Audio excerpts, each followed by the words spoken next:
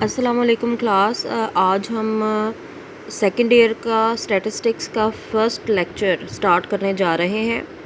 जैसा कि आपको पता है कि स्टैटिस्टिक्स को जब आपने फर्स्ट ईयर में पढ़ा था, उसका आगाज़ किया था, उसमें आपने सबसे पहले स्टैट का इंट्रोडक्शन पढ़ा था कि स्टैट है क्या। स्टैट आपके पास साइंस थी फैक्ट्स और फिगर्स की, और साइंस थी ऐसी जो कि कलेक्ट करती थी आपका डाटा, समराइज़ करती थी, एडिट करती थी, और उसकी बेस के ऊपर आप इन्फ्रेंसेस बना के मुख्तलिफ टेस्टिंग प्रोसीजर अडॉप्ट करते थे, एनालाइज करते थे डाटा को और इंटरप्रेट करते थे रिजल्ट्स को। उसकी बेस के ऊपर फिर आपने देखा कि जब आप स्टैट में डाटा कैसे कलेक्ट करते हैं, मेन उसकी जो भी मेजरमेंट्स होती हैं, मीन मीडियन मोड वगैरह, वो कैसे फाइंड आउट करते हैं। जब ये तमाम चीज़ें आपने मेजर ऑफ लोकेशन उसकी फाइंड आउट कर ली, डिस्पर्जन कर ली, तो फिर उसके बाद आप लोग देखते हैं कि आपके पास एनालाइज करने के लिए क्या क्या टूल्स मौजूद हैं। उन टूल्स के लिए आप डिस्ट्रीब्यूशंस को पढ़ते हैं, फॉलो करते हैं। आपने डिस्क्रीट डिस्ट्रीब्यूशन का भी उसमें पढ़ा, प्रोबेबिलिटी डिस्ट्रीब्यूशंस का, और कंटिन्यूस डिस्ट्रीब्यूशन के बारे में सुना। डिस्क्रीट डिस्ट्रीब्यूशन में आपने बायनोमियल और हाइपरज्योमेट्रिक डिस्ट्रीब्यूशंस को पढ़ा फर्स्ट ईयर में। अब उसी की कंटिन्यूटी यहाँ पर चल रही है और नॉर्मल डिस्ट्रीब्यूशन जो है वो यहाँ पर पेश की जाएगी आपके सामने।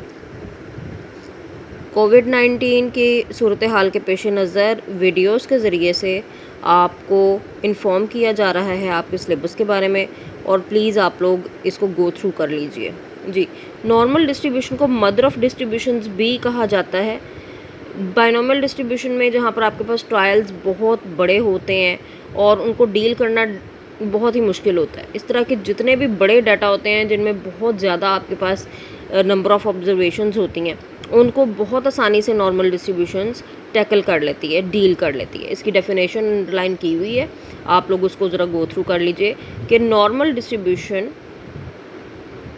ऐसी डिस्ट्रीब्यूशन है जिसमें आपके पास बायनोमियल की लिमिटिंग ट्रायल को बहुत लार्ज एन के ऊपर ले जाया जाता है, और ना तो पी उसमें बहुत बड़ा होता है और ना ही q. The normal distribution can be regarded as the limiting form of binomial distribution when the number of trials n is very large, neither p nor q is very small.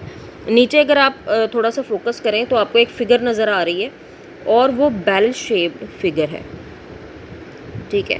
इसीलिए इस डिस्ट्रीब्यूशन को bell distribution भी कहा जाता है। और अगर आप फोकस करिए इक्वेशन के ऊपर, y is equal to F X is equal to 1 over sigma under root 2 pi E की power -1/2 X minus mu over sigma whole square, minus infinity से प्लस इन्फिनिटी तक इसकी लिमिट जा रही है। अब यहाँ पर आप फोकस कीजिए अगर इस इक्वेशन के ऊपर, तो आपको पता चलेगा कि इस डिस्ट्रीब्यूशन को हल करने के लिए जब आप इस इक्वेशन को फोकस करते हैं तो आपको दो चीज़ें मालूम होना बहुत ज़रूरी है, और वो क्या है? वो है म्यू और सिग्मा स्क्वायर, यानी मीन इस डिस्ट्रीब्यूशन का, और वेरिएंस या स्टैंडर्ड डेविएशन आपको पता होना बहुत ज़रूरी है। इस डिस्ट्रीब्यूशन, नॉर्मल डिस्ट्रीब्यूशन के दो ही पैरामीटर्स हैं। पैरामीटर्स ऐसी वैल्यूज़ होती हैं जिनकी बेस के ऊपर आप कोई भी डिस्ट्रीब्यूशन को एनालाइज कर सकती हैं या उसको एवेल्यूएट कर सकती हैं। म्यू आपके पास मीन है और सिग्मा आपके पास वेरिएंस है। यहाँ पर जो आपके पास कांस्टेंट क्वांटिटीज़ हैं वो 2 पाई है। 2 तो आपको पता है एक वैल्यू है, और पाई की भी अपनी एक वैल्यू होती है, और ये चीज़ आप पीछे बहुत दफ़ा पढ़े हुए हैं कि वो क्या होती है, 3.14159। और अगर आप थोड़ा सा और इसको फोकस करें तो आपको ई नज़र आ रहा है। इसमें ई की वैल्यू होती है 2.71828, ठीक है जी। ये आपके पास वैल्यू होती है। आपको 2-3 चीज़ें इसमें पता चली हैं। क्या क्या पता चला है?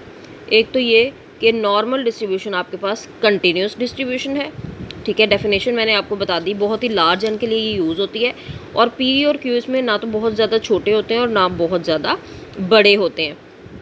और इसमें आपको पता चला कि इसकी लिमिट माइनस इन्फिनिटी से प्लस इन्फिनिटी तक है।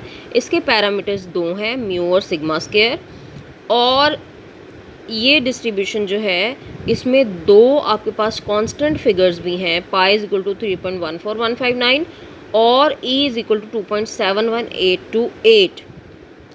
अब इस सूरत हाल में आपके पास एक नई डिस्ट्रीब्यूशन का एक इंट्रोडक्शन आपके पास आ गया।